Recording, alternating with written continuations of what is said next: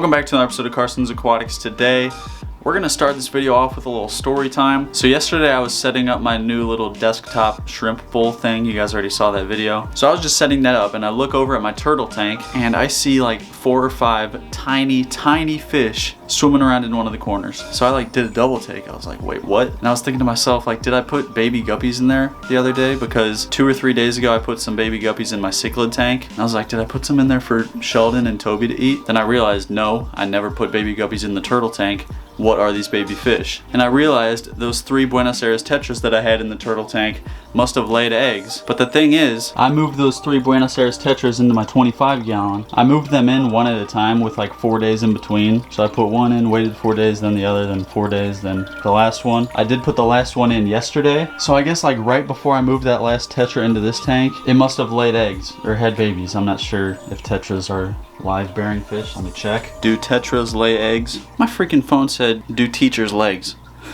Do tetras lay eggs? There we go. So yeah, they do lay eggs. A pair will usually eat their own eggs, but not the same day they lay them. So I guess, wait.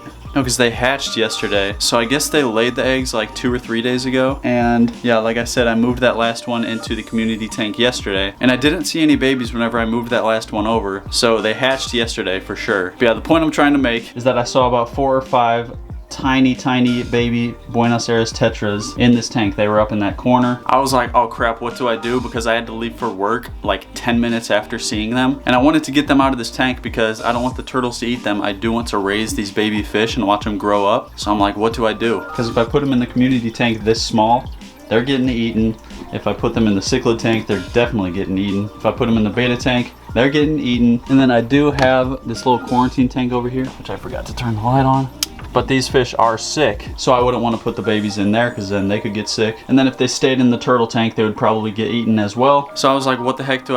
I have to leave in 10 minutes. I have nowhere to put these fish. But then I realized I had just set up this mini shrimp bowl, and if you take a closer look, you can see a bunch of baby fish in there. And I know I said I would never put fish in here, but literally, I have nowhere else to put them. But don't freak out, don't yell at me in the comments because literally in 10 minutes we're setting up a new tank for these guys. I had to leave for work, I had nowhere else to put them, and they've only been in there for 14 hours maybe. And they're tiny, so they're fine. Here's another look at them. Those are baby Buenos Aires tetras. I think there's 10 or 11 of them. And like I said, we are gonna set up a new tank for them today. But as you probably know, I literally have no room in my bedroom for another tank. So for this one, we're gonna have to head down to the basement. And I give you the very first look at the fish room 2.0. This is just a little corner of my basement.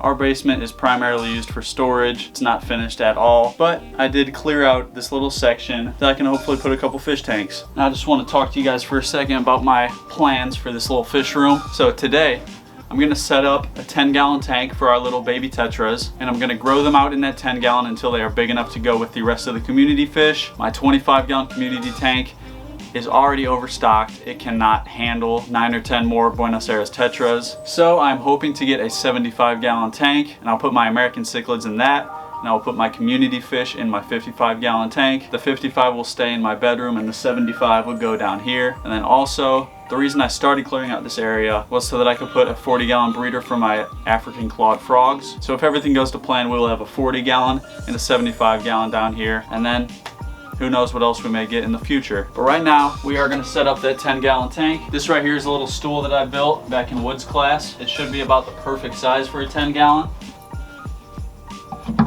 Wow, that fits perfect. So there we go. That's gonna be our little grow out tank for our tetras. Oh, but first I'm gonna go rinse this tank down. Alrighty, the tank has been rinsed. So the next thing we're gonna do is fill this tank with water. And the cool part about having this as my new fish room is actually that the hose is right outside this window. Oh God. So I can just have that come on in and fill up whatever tanks I have down here. And it's that easy.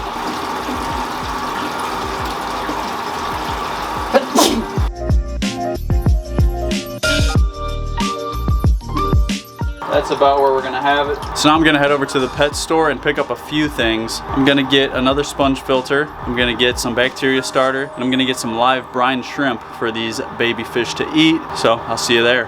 Alrighty guys, well I just got done in the store and I got this sponge filter, some quick start, and then I actually got some duckweed. I'm gonna put this in the little micro shrimp bowl just to add some more plant life. I think it'll look sick. I was gonna get some brine shrimp, but this place actually did not have any. And they told me I can just grind up some flakes and it'll be fine. So that's what we're gonna do in this case. But now we're gonna head home and set all this stuff up. Alrighty guys, we are back at the house. Got our stuff right here. Here's our sponge filter. Oh wow, this thing is huge. I didn't think it was this big, but hey, more filtration. I'm gonna go rinse this down real quick. Alrighty, our filter is rinsed down. Here's our airline tubing. These sponge filters are completely air powered. So we're gonna take this little plastic tube, put that through there, plug our airline tubing onto the filter like that, and then put that down over the top of that. This is ready to go.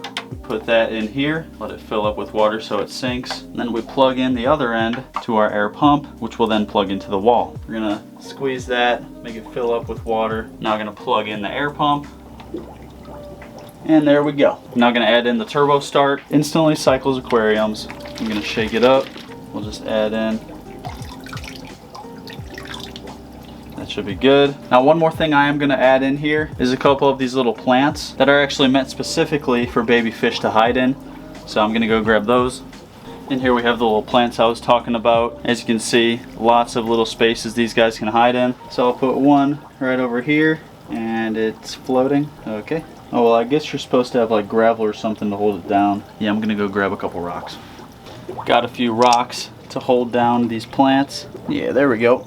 And there we go. So now this tank is ready for fish. However, I always like to give a new tank like an hour to kind of circulate before I put the fish in. So that's what we're gonna do. I'm gonna go eat some pizza and then we'll be back down here to add our baby tetras into our 10-gallon grow out tank. And my shadow is destroying that shot. There it is. So I'll see you in about an hour.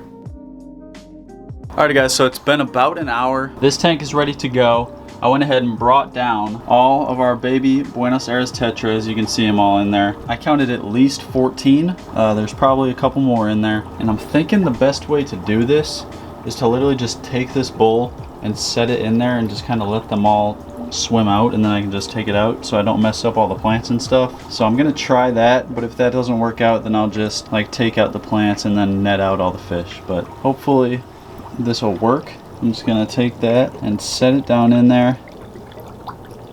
It's kind of funny. It's an aquarium inside of an aquarium. That wouldn't be a bad video. So we're just gonna let them kind of find their way out.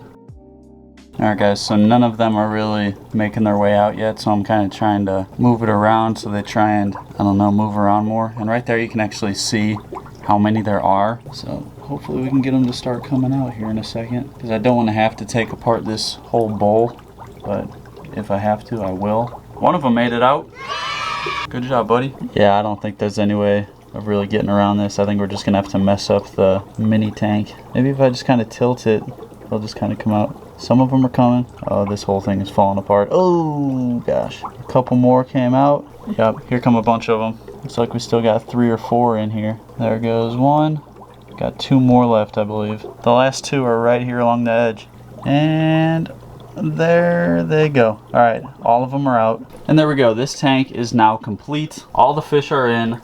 Sponge filter, 2 plants for them to hide in. This tank is good to go. All right, so I just went ahead and reset my mini shrimp bowl, and I changed it up a little bit. I have this one kind of more toward the front, that one more toward the back. But like I mentioned earlier, I did get a little bit of duckweed for this, just to float along the top. So I'm gonna add that right now. I'm super excited to get some shrimp in this tank. That'll probably be coming soon. I still have a lot of other things I need to do, but definitely be looking forward to that. We're gonna get some of this duckweed, just put it right on in there. Some over here, a little bit over here, and this will definitely grow in real nicely. And we'll do just a bit more back there. And that should be good. That'll kind of grow in wherever it wants. Duckweed is usually like a pest plant, but in this case we like it. It adds more life to the tank. So this tank is good, ready for shrimp. And that is gonna wrap up this video. I'm super excited to watch these Buenos Aires tetras grow up, live their life, and obviously I'll keep you guys updated on them. So yeah, this video came as a shocker for sure. Oh my,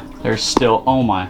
I just saw like 5 more. There's a couple dashing right there. There's 3 back there, 2 over here. All right, so there's like at least 6 or 7 more tetras in here that I need to catch. So I'm gonna go do that. Today's comment of the day goes out to And if you want your comment to be the comment of the day in the next video, all you gotta do is drop a comment down below, and that could happen. If you liked this video, be sure to hit that like button, do me a favor and hit that subscribe button, turn on post notifications, and I'm gonna see you in the next video.